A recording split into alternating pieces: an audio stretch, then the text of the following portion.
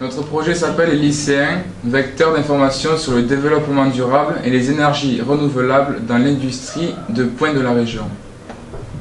La demande énergétique mondiale augmente, portée par la croissance démographique et l'évolution progressive du niveau de vie, en particulier dans les pays émergents.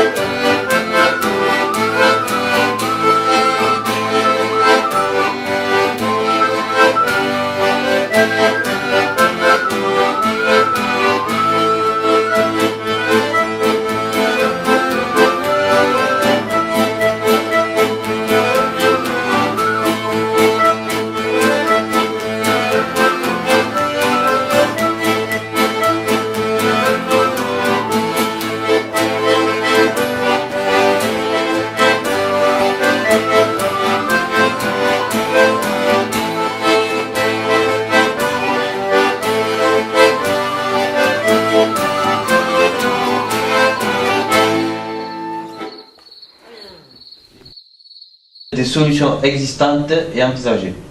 1. Ressources durables.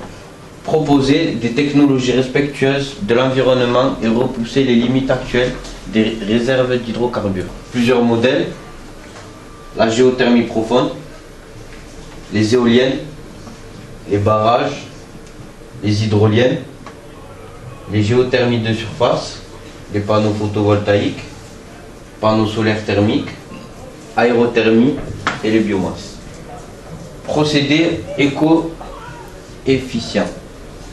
Produire à partir de ressources fossiles des carburants et intermédiaires chimiques à faible impact environnemental, notamment sur l'eau. Production éco-responsable. Produire de l'énergie en réduisant l'impact sur l'environnement. Alors, on voit des rejets industriels qui font des eaux usées. On voit des pollutions par le pétrole, des déchets nucléaires. Il y a des ordures ménagères, des fosses septiques qui polluent les nappes phréatiques, des pesticides, des déversements d'hydrocarbures et aussi des déjections animales.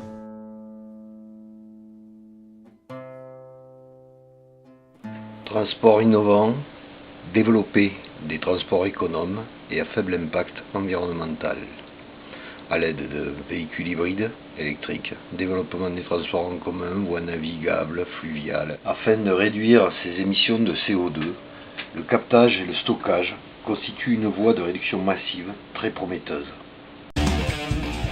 Réduire les émissions de CO2 de ces centrales thermiques est l'un des challenges qu'EDF entend relever les prochaines années.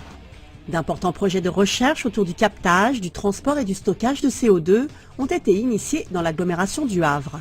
Le 11 octobre commence la phase d'assemblage des éléments avec la mise en place des 9 réservoirs qui contiendront les produits servant au process, les effluents et les purges. L'assemblage des 11 modules débute le 26 octobre. Son exploitation permettra d'étudier et d'optimiser le fonctionnement de ce procédé de captage de CO2. Il constitue pour EDF une étape indispensable dans l'effort de réduction de l'impact environnemental de ces centrales thermiques à flamme. Alors, la population. On voit qu'en 1990, il y a 5,3 milliards d'habitants. Et on prévoit pour 2030 8,3 milliards d'habitants. Donc il y a eu 1 à 2 milliards d'années pour que nos ressources naturelles, donc le pétrole et le charbon, se mettent en place. Et on a mis 1 à 2 siècles pour tout user, quoi, donc faut que ça soit sec et qu'on ait bientôt plus d'énergie. De plus en plus important de produire à partir de sources renouvelables, des carburants, des intermédiaires chimiques et de l'énergie. deux grandes filières de production de biocarburants, l'une à partir des sucres, l'autre à partir des lipides, ou de biomasse algale autotrophe. Certaines espèces de microalgues peuvent en effet accumuler le CO2 de la photosynthèse sous forme de lipides, dont la teneur peut atteindre jusqu'à 30% de matière sèche, comme le bêta-carotène. Aujourd'hui, il appartient à tous de réussir la transition énergétique en relevant le triple défi du climat, de l'énergie et de l'eau. L'INRA, le projet Salinalgues et leurs partenaires y participent. L'État, avec le projet Green Star, la région Languedoc-Roussillon et 7 industriels et EPIC, établissements publics à intérêt commercial, font partie de ces projets.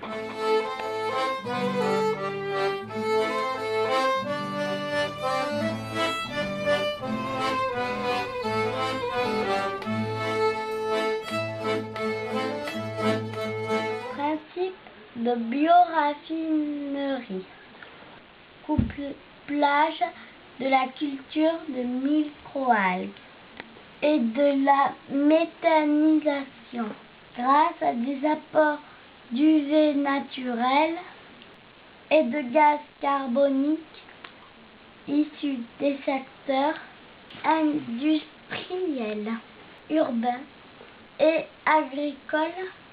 Ce principe de bioraffinerie permet d'extraire de ces microalgues des lipides présents dans la cellule même des microalgues, mais aussi des molécules à forte valeur ajoutée, comme du bêta-carotène. Éliminer des sources de pollution, par exemple le CO2 industriel, qui va être utilisé par les microalgues que l'on cultive pour produire de la biomasse.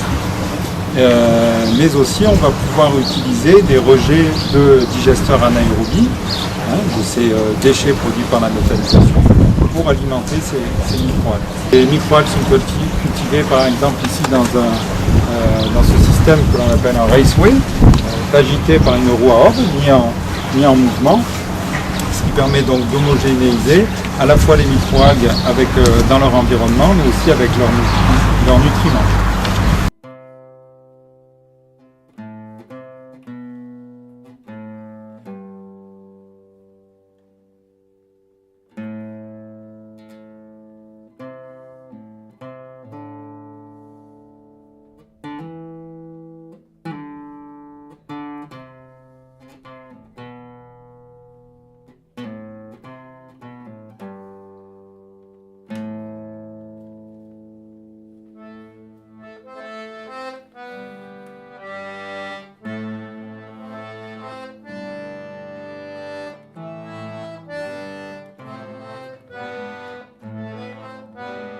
Afin de sensibiliser les élèves et au-delà les futurs professionnels au domaine des activités propres, aux thématiques, aux exigences environnementales ainsi qu'énergétiques, plusieurs partenariats ont été conclus entre le lycée Gustave Eiffel de Narbonne et les acteurs évoluant dans ces secteurs d'avenir. Le laboratoire de biotechnologie de l'environnement, le LBE de Narbonne, est partenaire des sections Bac Pro Maintenance Industrielle, mais d'autres secteurs du bassin sont concernés, comme nous le verrons avec les sections accompagnement soins et services à la personne. Voici comment se déroule ce partenariat entre le LBE de Narbonne et les élèves de Bac Pro Maintenance Industrielle du lycée Gustave Eiffel.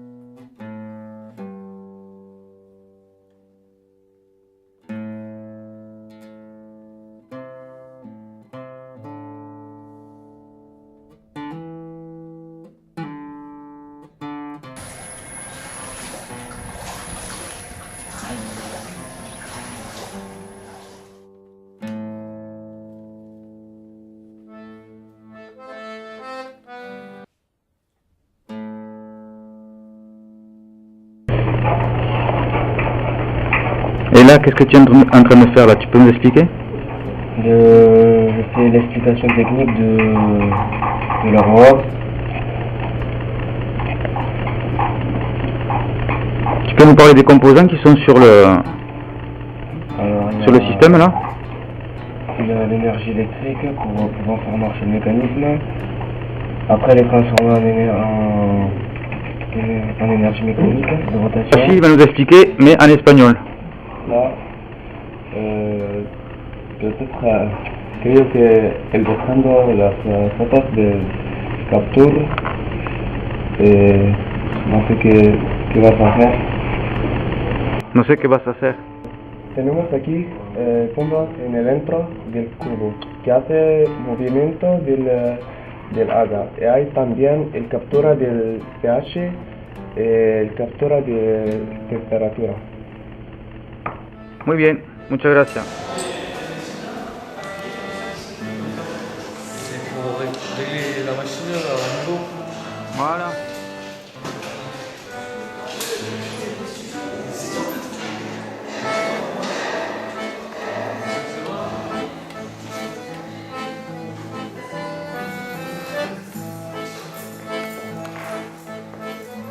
Et la pression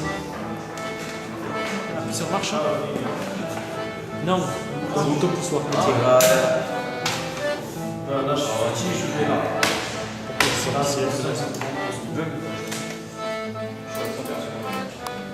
Ça fond là?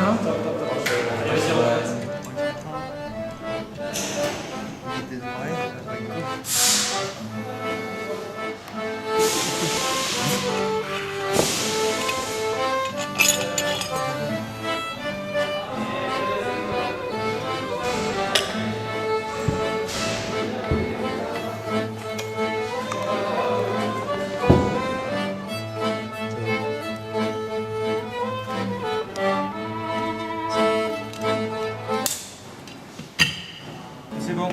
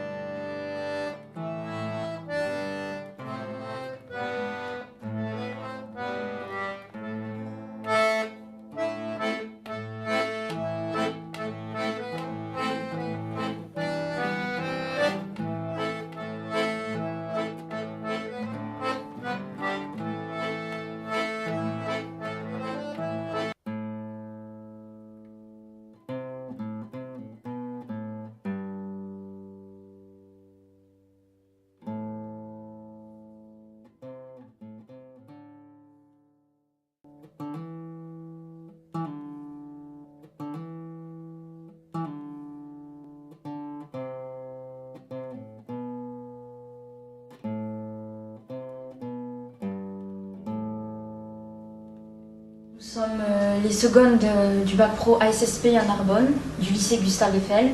ASSP qui veut dire accompagnement, soins et services à la personne. Nous sommes allés visiter 2 crèches qui consomment très peu d'énergie. La première c'est l'Adomus des Pitounes et la deuxième c'est les Petits Loups.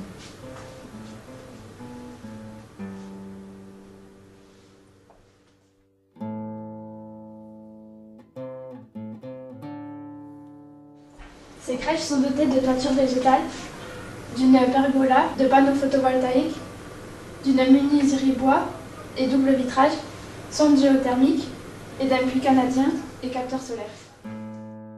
Alors, les murs sont construits en briques monomures de 37,5 cm d'épaisseur, avec en plus un rajout à l'extérieur de la laine. Elles sont protégées par un bardage bois en pain Douglas. Et il y a des sondes géothermiques sous le sol de l'Adomus. L'idée est simple, il s'agit de récupérer l'énergie stockée sous nos pieds, sous la surface de la Terre, et de s'en servir pour chauffer les bâtiments. Les crèches sont équipées de panneaux photovoltaïques. Un panneau solaire est un dispositif destiné à récupérer le rayonnement solaire pour le convertir en énergie. On distingue 3 types de panneaux solaires. Les panneaux solaires thermiques, qui piègent la chaleur du rayonnement solaire et la transfèrent en un fluide caloporteur. Les panneaux solaires photovoltaïques convertissent le rayonnement solaire en électricité. Et les panneaux photovoltaïques thermiques qui produisent à la fois de l'électricité et de la chaleur.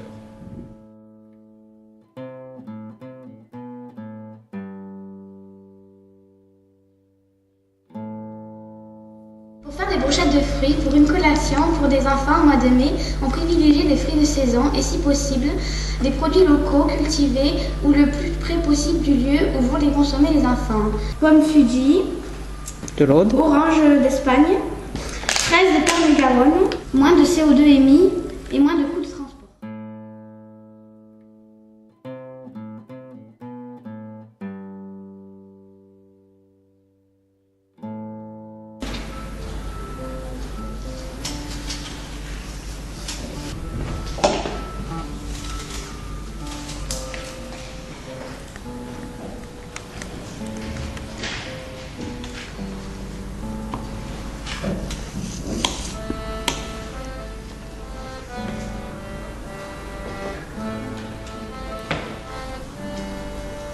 Nous trions et nous favorisons le recyclage des déchets produits. Les emballages alimentaires que nous produisons sont triés.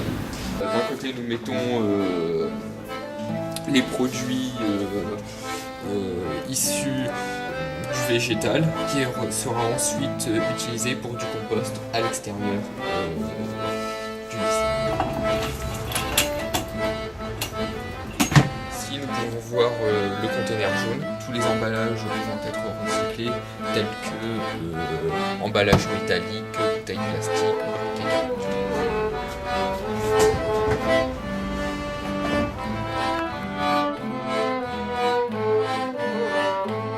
Dans le cadre de projets d'animation, les élèves peuvent sensibiliser les enfants des écoles maternelles à l'intérêt de manger des fruits de saison, retrouver les fruits et les légumes de saison, utilisation du potager de l'école, tout en montrant les bienfaits de manger des produits frais et peu transformés, en impliquant les enfants dans la fabrication de leur collation.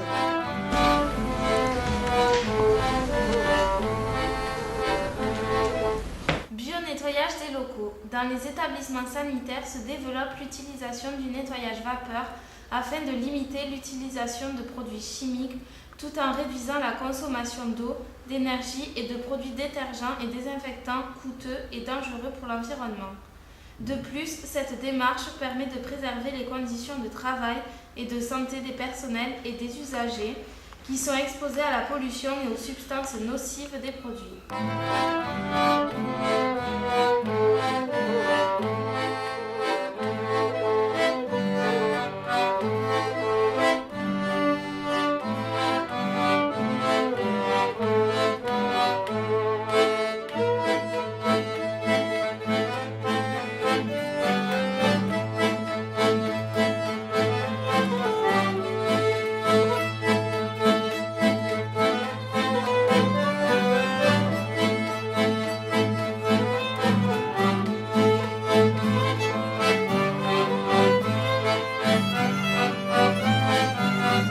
C'est quoi le développement durable?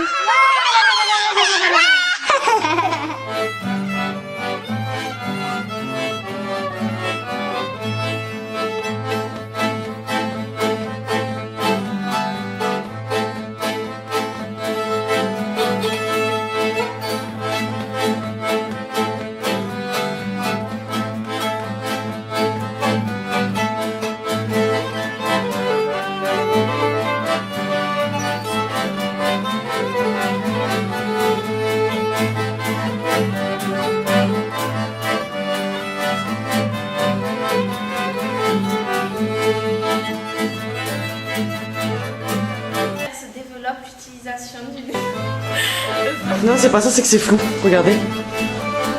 Alors, des fois ça zoome, des fois c'est flou. De l'industrie de Des fois ça zoome, des fois c'est flou. Des fois ça zoome, des fois c'est flou. Oh, très vite. Je suis partie.